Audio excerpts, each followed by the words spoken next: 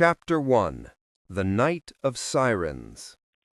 The night the bombers came for Sestri Levante, Elena Rossi was sewing in near darkness, her fingers moving almost by instinct. The November wind clawed at the shutters. Then the air raid sirens began, long metallic screams tearing the silence apart. People rushed through the alleys. The sea crashed violently against the breakwater. Elena guided an elderly widow and her grandchild to the shelter, whispering prayers under her breath. The sky trembled with the deep, dreadful hum of approaching engines.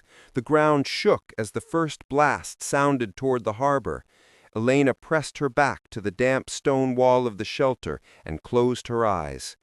In that moment, amid fear and thunder, she felt a strange pull, as though fate had reached into the darkness and brushed her shoulder.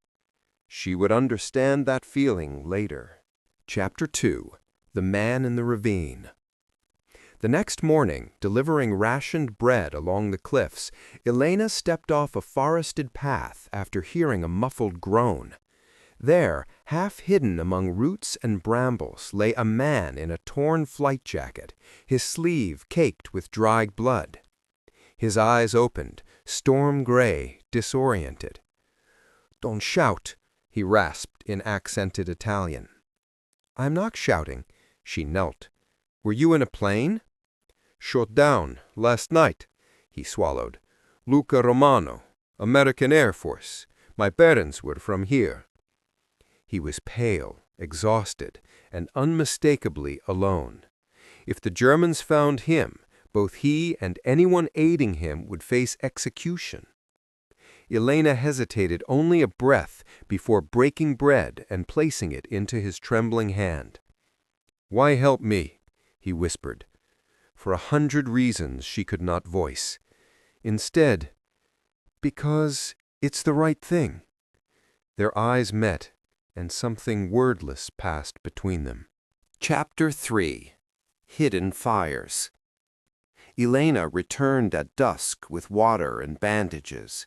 Luca tried to rise, failed, and surrendered to her care. "You should have stayed away," he muttered. "And yet here I am," she replied. He smiled weakly. As she cleaned his wound, he spoke of the crash, of his friend who hadn't survived, of the cold terror of drifting down in a burning night sky. "I'm tired of losing people," he whispered. "So am I," Elena said softly. Their shared grief hung between them like a fragile bridge. She taught him how to move without drawing attention, where to hide when patrols combed the ravine, which nights were safest. Slowly, trust grew. He watched her with quiet admiration she pretended not to notice. Sometimes, when the distant sirens moaned and the blackouts swathed the coast in darkness, they whispered to each other. Two shadows in a world that felt close to breaking. Chapter 4. The First Separation. The Germans tightened control along the coast. Patrols doubled. Flyers described a dangerous Allied pilot. Elena's heart thudded with dread as she passed the posters. One night, she arrived at the ravine to find Luca already standing, breathless, tense. "They're close," he said. "Too close. I have to move into the hills." "With the partisans?" she murmured. "It's the only chance." Though she helped the resistance in secret, the thought of losing him hit her deeper than expected. He brushed her cheek with the back of his fingers, hesitant, reverent. "I'll come back," he promised. She wanted to believe him, but war was a cruel gambler. Chapter 5. Letters Never Sent. Weeks turned into months. Winter gnawed at Liguria, bringing hunger and fear. Elena sewed uniforms for German officers by day, her teeth clenched, while smuggling coded notes for the partisans by night. But she heard nothing from Luca. Rumors drifted in: a firefight in the mountains, a wounded American among the partisans, executions near Chiavari. Each rumor carved Elena a little more open. She began writing letters she never sent, tiny scraps of hope folded into her apron pockets. "Luca, are you alive? Luca, did you remember the scent of the sea? Luca, did our brief time matter to you as much as it mattered to me?" She told herself she could bear it, but each night the space beside her small bed felt like a hollow in her ribs. Chapter 6. Flames on the Ridge. In May 1944, Allied bombers targeted the railway line. German forces retaliated savagely, hunting partisans through the hills. Elena was delivering medicine for the resistance when gunfire crackled through the pines. She froze, then heard a voice she knew too well shout in pain, "Luca!" Without thinking, she ducked behind rocks and scrambled up the slope. Smoke drifted through the trees.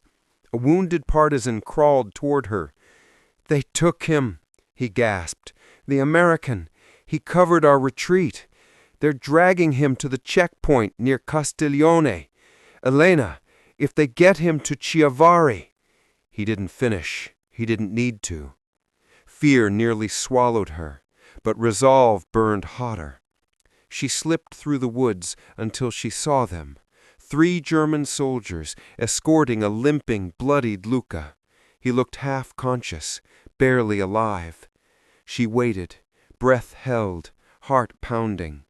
When the soldiers paused to adjust their radio, Elena hurled a stone into the brush. One soldier cursed and stepped away to investigate. That was all the partisans needed. Shots cracked. The forest erupted. Luca collapsed to his knees, stunned but alive. Elena ran to him. "Elena, you're real," he whispered. "Always," she choked. They clung to each other as the fighting ebbed around them, 2 lives suspended in the dangerous mercy of chance. Chapter 7. Candlelight. They hid in an abandoned fisherman's shack by the sea while the resistance reorganized. Rain hammered the roof. A single candle lit the small room. Luca lay on a narrow cot while Elena cleaned his reopened wound. His fingers brushed hers, tentative, warm, lingering. "You saved my life," he murmured. "You saved mine, too. You came back." His voice dropped. "I had to. There was someone I needed to see again." Her breath caught. "May I?" he asked softly. She leaned toward him. Their first kiss was slow, trembling, full of months of longing and fear. The candle flickered, painting them in gold.